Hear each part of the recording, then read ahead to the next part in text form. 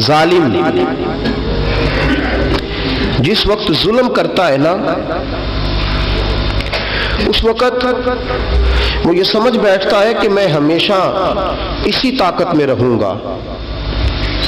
ظالم جب ظلم کرتا ہے تو وہ سمجھتا ہے کہ شاید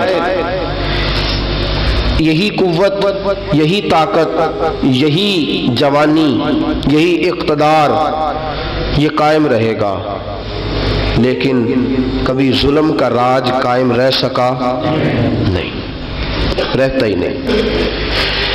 یزید نے ظلم کی حد کر دی، جب تخت حکومت میں بیٹھا تو ظلم کی حد کر دی،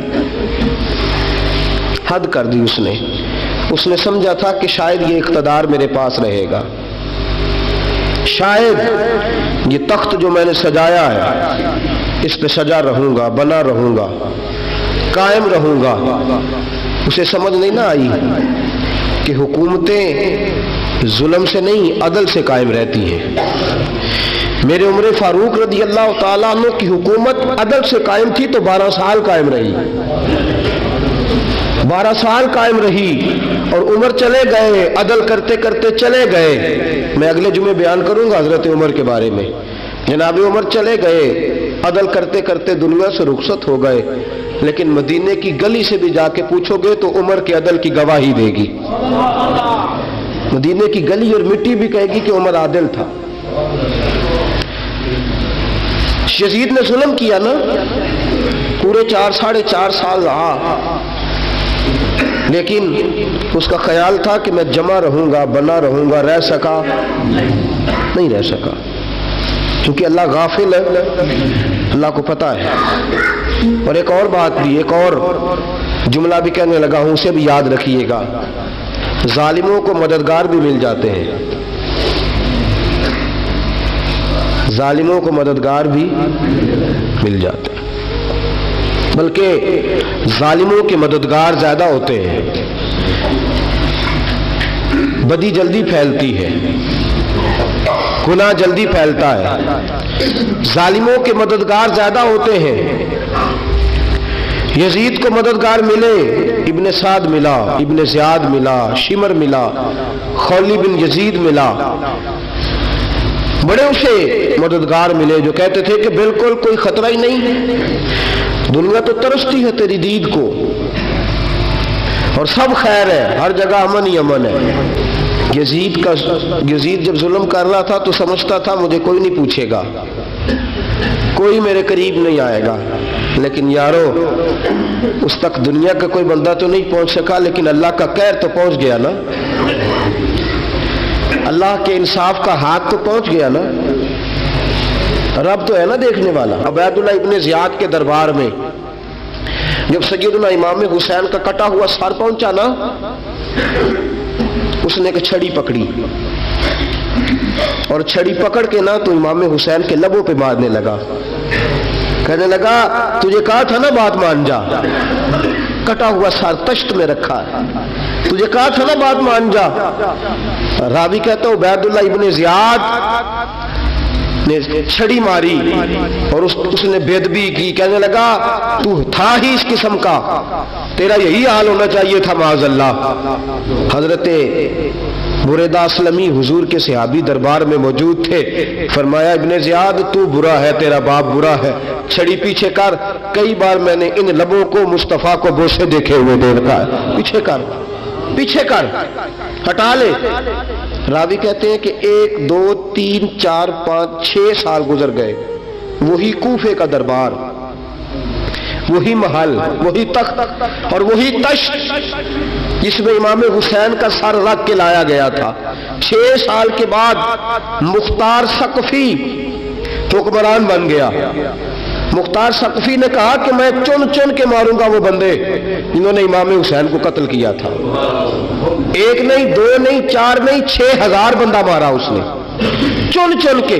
راوی کہتے ہیں کہ یہ ابن زیاد 30,000 فوج لے کے نہر فرات کے کنارے میدان کربلا کے سامنے آیا اور اس نے جہاد کیا۔ مختار ثقفی نے ابراہیم بن مالک کو بھیجا، فرمایا جاؤ قتل کر کے لاؤ۔ لڑائی شروع ہو گئی، یکم محرم کو ہوئی تو پھر بند ہو گئی، پھر 5 کو شروع ہو گئی، پھر 7 کو شروع ہو گئی، 10 محرم کا دن آ گیا 6 سال کے بعد، وہی ظہر کا وقت آ گیا، وہی عبید اللہ ابن زیاد جس نے امام حسین رضی اللہ تعالیٰ عنہ کو قتل کروایا تھا، وہ گرا ہوا ہے اور زمین پہ گرا ہے، اس کی گردن پہ ابراہیم بن مالک نے پیر رکھا اور اس کی گردن کو کاٹ کے تشت میں رکھا، اور تشت میں رکھ کے جب اس نے کوفہ بھیجا، وہی تخت جس پہ عبید اللہ ابن زیاد نے بیٹھ کے امام حسین کے مبارک لبوں پہ چھڑی ماری تھی، اسی تشت پہ رکھ کے جب اسی عبید اللہ ابن زیاد کا سر سامنے رکھا تو کوفے کے اس دارالخلافہ کے ایک کونے سے ایک بابا بولا اور بول کے کہنے لگا، لوگوں گواہ رہنا میرا رب بڑا عادل ہے، گواہ رہنا اللہ بڑا عادل ہے۔ چیختا ہے، کونے سے پکارتا، کہتا لوگوں عدل ہو گیا، انصاف ہو گیا، عدل ہو گیا، انصاف۔ دیکھو دیکھو، جب حسین کا سر آیا تھا، ابن زیاد نے گستاخی کی تھی تو کونے سے آوازیں نکلنے لگی تھی کہ زیاد برا ہے، حسین اچھا ہے۔ آج ابن زیاد کا سر آیا ہے، آواز پھر کونے سے نکلی ہے، لیکن آواز کیا گونج رہی ہے؟ آواز پھر وہی گونج رہی ہے، ابن زیاد برا تھا، حسین کو اللہ نے بڑی عزت عطا فرما رکھی۔ مکافات عمل، مکافات عمل، اللہ غافل نہیں ظالم جو کام کرتے، اللہ غافل نہیں۔ 6 سال کے بعد وہی دن، وہی وقت، وہی گھڑی، وہی لمحہ، وہی سارا نظام، وہی دربار، انسان ڈرتا نہیں، انسان باز آتا، عبرت پکڑتا۔ ابن زیاد اس وقت کہتا تھا کہ میں جاؤں حسین کے پاس، یہ میں جو ہوتی ہے یہ مروا دیتی ہے۔ شیطان نے کہا تھا انا خیر منہم، میں بہتر ہوں، بس ختم ہو گیا، ختم ہو گیا۔ ابن زیاد قتل ہوا، وہی تاریخ، وہی زمانہ، اللہ کریم نے اس کو ذلت کی موت دی، مرا، اور 30,000 فوج لے کے نکلا تھا، پھر بھی بچ سکا نہیں۔ یہ ابن زیاد کا حال ہوا۔ ابن سعد صحابی کا بیٹا تھا، نبی پاک علیہ السلام کے پیارے صحابی کا بیٹا تھا، جناب سعد بن نبی وقاص کی اولاد تھی۔ لیکن یاد رکھنا، اگر ایک صحابی کا بیٹا یزید بن سکتا ہے تو دوسرے کا ابن سعد بھی بن سکتا ہے۔ اور صرف یوں ہی توجہ نہ کیا کرو، ابو جہل کا بیٹا بھی تو صحابی رسول بن گیا تھا نا۔ یخرج الحی من المیت ویخرج المیت من الحی، رب فرماتے ہیں میں زندوں سے مردے اور مردوں سے زندے نکال دیا کرتا ہوں۔ میں کبھی کبھی کعبے کے اندر بت بھی رکھوا دیتا ہوں، گھر میرا اور میرے ہی شریک اس گھر کے اندر راج کرتے رہتے ہیں، میری بے نیازی ہے، کچھ کا کچھ کر دیتا ہوں۔ ابن سعد مختار حکمران بنا تو مختار ثقفی نے ابن سعد کے بیٹے حفص کو بلایا، اور مزے کی بات یہ ہے کہ مختار جو بعد میں حکمران بنا نا، بڑی یاری تھی اس کی ابن سعد کے ساتھ۔ جتنے قاتلان امام حسین تھے وہ کوفہ چھوڑ کے بھاگ گئے، دوڑ گئے۔ اور ایک بات یاد رکھنا، ظالم بزدل ہوتا ہے، ظالم بزدل ہوتا ہے، اس کے اندر وہ اطمینان نہیں ہوتا، تو ڈر لگتا۔ بھاگ گئے سارے کوفہ چھوڑ کے، لیکن ابن سعد نے کہا مختار میرا یار ہے، مجھے کچھ نہیں کہے گا۔ اس کے گھر والوں نے سمجھایا کہ تو دوڑ جا، تیرا تو ظلم بھی بہت زیادہ ہے، دوڑ جا تو۔ اس نے کہا نہیں میرا یار ہے، مجھے کچھ نہیں کہے گا۔ اس نے کہا تو نبی پاک کے نواسوں کا نہیں بنا تو تیرا یار تیرا بنے گا، تو رسول پاک علیہ السلام کے خاندان کا نہیں بنا، ان کا تو نے احترام نہیں کیا، یاری کا۔ اس نے کہا نہیں مجھے کچھ نہیں کہنے والا، تم چھوڑو اس بات کو۔ حفص کو پیغام بھیجا، بیٹا آیا۔ مختار نے کہا تیرا باپ کدھر ہے؟ اس نے کہا جی ابا جی اب باہر نہیں نکلتے، بس گھر کے کونے میں بیٹھ کے اللہ اللہ کرتے ہیں۔ اس نے کہا اچھا کیا کرتے ہیں؟ کہا جی گوشہ نشین ہو گئے۔ اس نے کہا اب تیرا باپ گوشہ نشین ہوا ہے؟ اب گوشہ نشین ہوا ہے؟ بھیڑیے سے لومڑی نے کہا کہ جاؤ شکار کر لو، تو بھیڑیا کہنے لگا بوڑھا ہو گیا تھا نا، بھیڑیا کہنے لگا نہیں میں نیک ہو گیا ہوں، میں نے شکار کرنا چھوڑ دیا ہے۔ میں کسی جانور کو تنگ نہیں کرتا، تو لومڑی کہنے لگی نہیں بادشاہ سچی بات کر، اب تجھ سے دوڑا ہی نہیں جاتا، اب شکار پکڑا جاتا، اب تجھ سے دوڑا نہیں جاتا، پکڑا، اب تیرے اندر آج بھی طاقت آئے تو تو کم کرے نہ، تو اب بھی چھوڑنے والا، اب تجھ سے دوڑا نہیں جاتا۔ ملا رومی فرماتے ہیں بوڑھا ہو کے تو بھیڑیا بھی نیک ہو جاتا ہے۔ کہاں کہ جاؤ، تمہیں بلا رہا ہے۔ کہا نہیں جی میرے ابا جی نا آپ اندر رہ کے اللہ اللہ کرتے۔ اس نے کہا اسے اللہ اللہ یاد آئی ہے، اب اللہ اللہ یاد آئی ہے، کچھ گناہ ایسے ہیں جو رب معاف نہیں کرے گا۔ فرمایا وہ جتنی مرضی نمازیں پڑھے، جتنے مرضی روزے رکھے، جتنی مرضی نفل پڑھے، سارا کچھ کر لے، لیکن اللہ کبھی حسین کے گستاخ کو معاف نہیں کرے گا، کبھی نہیں معاف کرے گا۔ اس لیے کہ جو حسین کا بے ادب ہے وہ دراصل رسول پاک کا بے ادب ہے، اللہ اسے معاف کرے گا؟ ظالم میں اس نے ظلم کیا، ابھی 6 سال ہی تو گزرے تھے، 6 سال ہوئے صرف۔ ابن سعد بھیجا بیٹے کو، کہا جا اب اپنے باپ کو جا کے کہا تجھے مختار بلاتا ہے، بات سنے آ کے۔ ڈر گیا، میں نے کہا ظالم بزدل ہوتا ہے، کہنے لگا اس سے جا کے کہو میں نہیں آ سکتا، بیمار ہوں۔ اس نے کہا چلو وہ نہیں آ سکتا تو ہم تو جا سکتے ہیں نا، ہم تو جائیں گے نا۔ ابن سعد نے بھیجے 10-12 بندے، فرمایا جاؤ زندہ نہ لے کے آنا، میرے پاس زندہ نہ لے کے آنا۔ گئے، بیٹے کو حفص کو گرفتار کر کے کھڑا کر دیا، اور جناب یہ جو ابن سعد تھا اس کو بھیجا، کہا جب تم اس تک پہنچو نا تو جا کے گردن مارنا اس کی، اور مجھے اس کی وجود نہیں دیکھنا، صرف کٹا ہوا سر دیکھنا ہے۔ گئے، جا کے اس کو پکارا، کہا مختار نے بھیجا ہے مارنے کے لیے۔ کہنے لگے مختار مجھے نہیں مار سکتا، میرا یار ہے۔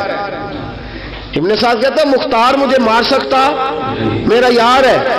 ان فوجیوں میں سے ایک فوجی کہنے لگا اگر تو محمد کے نواسے کو مار سکتا تو تجھے بھی تیرا یار مار سکتا ہے صلی اللہ علیہ۔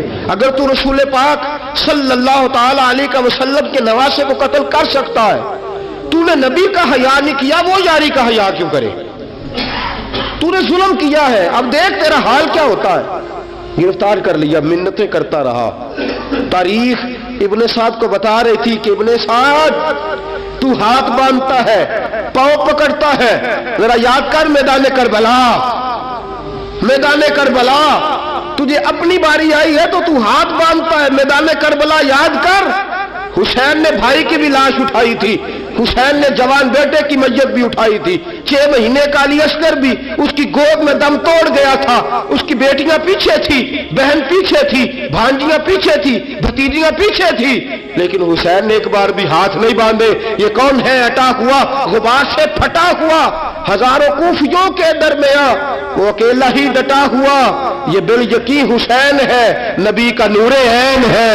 فرمایا یہ وہ میدان کربلا بھی یاد کرنا، تو ظالم تھا نا، معافیاں مانگ رہا ہے۔ حسین رسول پاک کے نواسے تھے، ایک بار بھی معافی طلب، دیکھ منظر یاد کر۔ ابن سعد کا ایک ہی وار میں سر قلم کیا، ایک ہی وار میں۔ امام حسین پہ تو پہلے 82 زخم لگے تھے تلوار کے، 82 زخم تلوار کے، نیزوں کے، اور کئی نیزوں کی انیاں امام حسین کے وجود میں ٹوٹ گئی تھی۔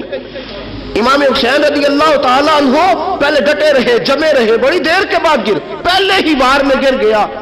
ابن سعد کا کٹا ہوا سر پہنچا تو بیٹا کھڑا تھا۔ مختار سقفی نے کہا کہ تیرا باپ میں نے مار دیا ہے۔ کہنے لگا کوئی مزہ نہیں رہا زندگی میں۔ اس نے کہا چلو ٹھیک ہے تمہیں بھی مار دیتے ہیں، اگر مزہ نہیں رہا تو مار دیتے۔ کاٹ دیا سر اس کا بھی، دونوں سر کاٹے، تشت میں رکھے، اور مدینہ منورہ حضرت محمد بن حنفیہ رضی اللہ تعالیٰ عنہ جو امام حسین کے چھوٹے بھائی تھے، جناب علی کی دوسری زوجہ کے بیٹے تھے، جناب علی کے صاحبزادے ان کے پاس بھیجے، اور بھیج کے کہا کہ لو ابن سعد کا سر حسین کا بدلہ ہے اور اس کے بیٹے کا سر علی اکبر کا بدلہ ہے۔ جب محمد بن حنفیہ کے پاس پہنچے تو آپ نے فرمایا یہ کمینوں کے سر میرے بھائی کے سر کا بدلہ ہو ہی نہیں سکتے، یہ کہاں حسین کا بدلہ ہو سکتے ہیں؟ وہ حسین ابن علی، وہ حسین ابن علی، حسین ابن علی کی شان رفت کوئی کیا جانے، حسن جانے، علی جانے، نبی جانے، خدا جانے۔ وہ حسین ابن علی کہ باپ جنہاں دا ہر میدان اندر لڑدا رہا سی کل ایمان بن کے، ماں جنہاں دی سجدۃ النساء ہوئے تے نانا عرش تے جاوے مہمان بن کے۔ فرمایا یہ حسین کا بدلہ ہو سکتے ہیں؟ وہ خولی بن یزید، خولی بن یزید جس نے امام حسین کا سر کاٹا تھا، پتہ چلا نا، دیکھیں نا امام حسین کو کتنے موقع ملے تھے کربلا سے جانے کے، پہلے موقع پر ہی اور بن یزید نے کہا کہ امام آپ جانا چاہے تو میں رستے کھول دیتا ہوں، آپ تشریف لے جائیں۔ امام حسین نے فرمایا میں علی کا بیٹا ہوں، دوڑوں گا نہیں، میں دوڑوں گا نہیں، میں نہیں جانے والا۔ خولی بن یزید دوڑ گیا، کوفہ چھوڑ کے دوڑ گیا اور کسی دور دراز علاقے میں جا کے ڈیرا لگا لیا۔ پھر وہاں سے واپس آیا کہ کسی نے کہا امن ہو گیا، آجا، آ گیا دوبارہ کوفے۔ مختار کو پتا چلا کہ آ گیا ہے، پھنس گیا ہے، گھر پہنچ گیا ہے۔ اس کی بیوی جو تھی نا خولی بن یزید کی، بڑی محبت کرتی تھی نبی پاک کے خاندان کے ساتھ، حضور کے خاندان کے ساتھ بڑی محبت کرتی تھی، اور محبت والوں کا انداز پتہ کیا ہے؟ رنگے چمن پسند، نہ پھولوں کی بو پسند، ہم کو ہے وہ پسند جسے آئے تو پسند۔ یہ انداز ہے، انداز محبت یہ ہے کہ نبی پاک کا غلام نہ ہو، سگا چچا بھی ہو تو مانتے نہیں، غلام نہ بنے، سگا چچا بھی ہو تو مانتے نہیں، اور نبی پاک علیہ السلام کا غلام ہو، چاہے حبش کا رہنے والا بلال ہی کیوں نہ ہو، سردار مانتے ہیں۔ یہ انداز محبت ہے۔ وہ بیوی بڑی محبت کرنے والی تھی، اس نے پیغام بھیجا، اس نے کہا آ گیا ہے گھر، بندے بھیجے، کہا جاؤ خولی کو پکڑ کے لاؤ۔ مختار نے کہا جلدی لاؤ، حکمران نے حکم دیا لاؤ، پکڑ کے گئے، گھر کے اندر گئے تو چھپ گیا۔ چھپا کہاں؟ ٹوکرے کے نیچے۔ میں نے کہا ظالم بزدل ہوتے، ایک ٹوکرے کے نیچے چھپ گیا۔ بیوی سے کہنے لگا، ان سے کہنا میں گھر کوئی نہیں، ان سے کہو میں گھر نہیں۔ بیوی کہنے لگی چلو ٹھیک ہے۔ دروازے پہ گئی، وہ کہنے لگے ہم خولی بن یزید کو گرفتار کرنے آئے ہیں۔ منہ سے پکار کے کہنے لگی گھر کوئی نہیں، منہ سے، اور ہاتھ کے اشارے سے کہنے لگی وہ ٹوکرے کے نیچے چھپا ہوا ہے۔ منہ سے کہنے لگی کوئی نہیں گھر، تاکہ سن لے، اندر سن لے۔ منہ سے کہنے لگی کوئی نہیں، ہاتھ کے اشارے سے کہنے لگی چھپا ہوا ٹوکرے کے نیچے۔ گئے، جا کے ٹوکرا ہٹایا، اپنے پاس بہت ساری دولتیں اور جائیدادیں وہ ساری دے دی۔ کہنے لگا یہ میرے پاس کتنا پیسہ ہے، یہ بہت سے کاغذات ہیں، یہ کتنے زیورات ہیں، لے لو، مجھے چھوڑ دو۔ انہوں نے کہا وہ حکومت کدھر ہے جس کے لیے تم نے حسین کا سر کاٹا تھا؟ کدھر ہے وہ تمہارے تخت، اور کدھر گئی وہ تمہاری سلطنتیں، اور کدھر گئی وہ تمہاری دولت اور اقتدار، اور کدھر ہے وہ تمہارا اسلحہ جس کی بنیاد پر تم نے رسول پاک کا خون میدان کربلا میں بہایا تھا؟ وہ ہمارے سامنے لے کے آ۔ کہنے لگا یہ تھوڑے سے انعامات جو میں نے اکٹھے کیے تھے، یہ دنیا کی گندی دولت، اس کے لیے میں نے میدان کربلا میں امام حسین کا مبارک سر مبارک تن سے جدا کیا تھا، لے لو، مجھے چھوڑ دو۔ انہوں نے کہا نہ دنیا میں لے تجھے چھوڑیں گے، اور نہ اللہ ہی تجھے قیامت کے دن چھوڑے گا۔ گرفتار کر کے لائے، گرفتار کر کے لائے۔ مختار نے کوفے کے بازاروں کے اندر اعلان کیا کہ آؤ باہر نکلو، تمہیں بتاؤں حسین ابن علی کا خاندان گرفتار کر کے انہی کوفے کی گلیوں میں پھرایا گیا تھا نا، یہی گھمایا گیا تھا، آؤ تمہیں دکھاؤں خدا کا انتقام اور اللہ تبارک و تعالیٰ کا انصاف تمہیں دکھاؤں، آؤ میدانوں میں نکلو، گھروں سے باہر آؤ۔ مختار ثقفی اگرچہ بندہ آباد میں یہ بھی ٹھیک نہ نکلا، لیکن بعض اوقات میرے نبی پاک علیہ السلام نے فرمایا اللہ اپنے دین کا کام اپنے نافرمان سے بھی لے لیا کرتا ہے، اس نے کام لینا ہو فاسق سے بھی لے لیتا ہے۔ اللہ نے لے لیا کام، نکلو میدانوں میں، نکلے باہر، چوک بھر گئے، گلیاں بھر گئیں، کوفے کے محلات بھر گئے۔ مختار نے کہا لوگوں 6 سال پہلے کی تاریخ بھی ذہن میں رکھنا، اور آج کا دن بھی تم کبھی مجھے وہ خولی بن یزید ہے کہ یہ نعرے لگاتا تھا کوفے کی گلیوں میں کہ میں نے حسین کا سر کاٹا ہے، میں نے حسین کا سر کاٹا۔ تمہارے سامنے کھڑے، پوچھو اس سے پوچھا بھی تو نے حسین کا سر کاٹا؟ کہنے لگا جی میں نے تو بالکل نہیں کاٹا تھا، میں تو انعام کے لیے نعرے لگاتا تھا، میں نے تو نہیں کاٹا۔ اس نے کہا چلو ابھی کرتے ہیں تیرا بندوبست۔ زخم لگائے تلوار کے ساتھ، اس کے وجود پر زخم لگائے، اور جب نڈھال ہو گیا، خون بہ گیا، زمین پہ گر گیا، تو مختار نے کہا اس کے وجود کو آگ لگا دو، زندہ کو جلا دو۔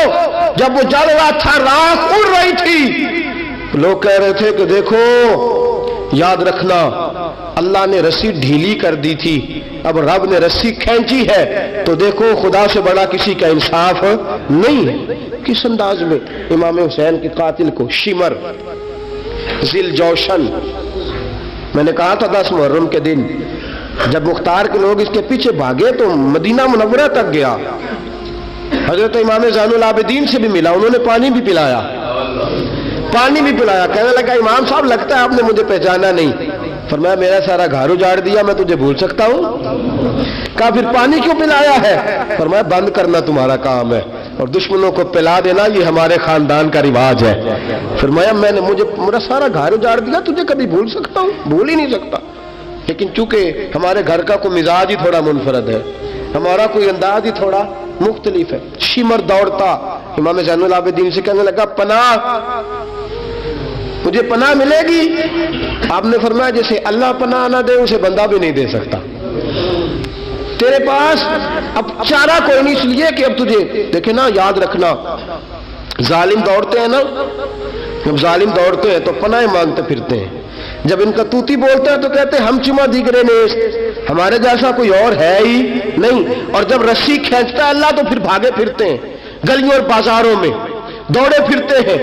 اس لیے کہتے ہیں کہ ڈر کے رہنا چاہیے، ڈر کے۔ آج ان کے ساری شمر کو کہا کہ تو اب تجھے کوئی پناہ دے نہیں سکتا، اس لیے کہ تو اللہ کی پکڑ میں آنے والا ہے۔ شمر دوڑتا دوڑتا ایک گاؤں میں جا کے چھپ گیا، وہاں کے لوگوں کو مارا پیٹا، کہا قبر کسی نے بتایا تو گردن اڑا دوں گا۔ رات کا سناٹا چھایا تو مختار سقفی کا گروہ پہنچ گیا، شمر کو گرفتار کر کے لایا۔ مختار سقفی نے کہا کہ اس کے نا ہاتھ اور پیر باندھو، یہ پانی بند کرتا تھا میرے امام کے بچوں پر، یہ پانی بند، اور نعرے لگاتا تھا، کھڑا ہو کے کہتا تھا کہ امام پانی جانوروں کو دوں گا، درندوں پرندوں چرندوں کو دوں گا، لیکن اگر علی اصغر مانگے گا تو پھر نہیں دوں گا، علی اکبر مانگے گا تو پھر نہیں دوں گا، عباس مانگیں گے تو پھر نہیں دوں گا، اگر زین العابدین مانگیں گے تو نہیں دوں گا، سکینہ شہربانو اور زینب کو پانی نہیں ملے گا، باقی ساری کائنات پیے گی، آپ کو نہیں ملے گا۔ یہ وہی شمر تھا، گرفتار کر کے لایا، 3 دن تک پیاسا رکھا اور زبان اتنی لمبی باہر نکل آئی، العطش العطش کی آوازیں بلند کرنے لگا۔ کہا جناب اس کا کرنا کیا؟ کہا اس کے ہاتھ باندھ دو، پیر باندھ دو، اور جو بھوکے کتے ہیں نا، جن کو کئی دنوں سے میں نے بھوکا رکھا ہوا ہے، وہ کتے اس پر چھوڑو، اور جب کتے اس کا گوشت نوچے تو کوفے کے بازاروں میں اعلان کرنا کہ جو نبی پاک کی اہل بیت کا گستاخ ہو اسے اسرائیل بھی جان نکالنے نہیں آتے۔ کتے نوچتے ہیں، تڑپتا ہے لیکن جان نکلتی۔ کہا آؤ دیکھو آ کے یہ میت کسی بے ادب کی منہ دکھانے کے قابل نہیں ہے، ان کے دشمن پہ لعنت خدا کی، رحم پانے کے قابل نہیں ہے۔ فرمایا دیکھو جان بھی نہیں نکل رہی۔ فرمایا یہ وہ ہے جس کو 2 گز زمین بھی نہیں مل سکی، کتوں کے پیٹوں میں اسے جگہ ملی ہے، یہ وہ تھا۔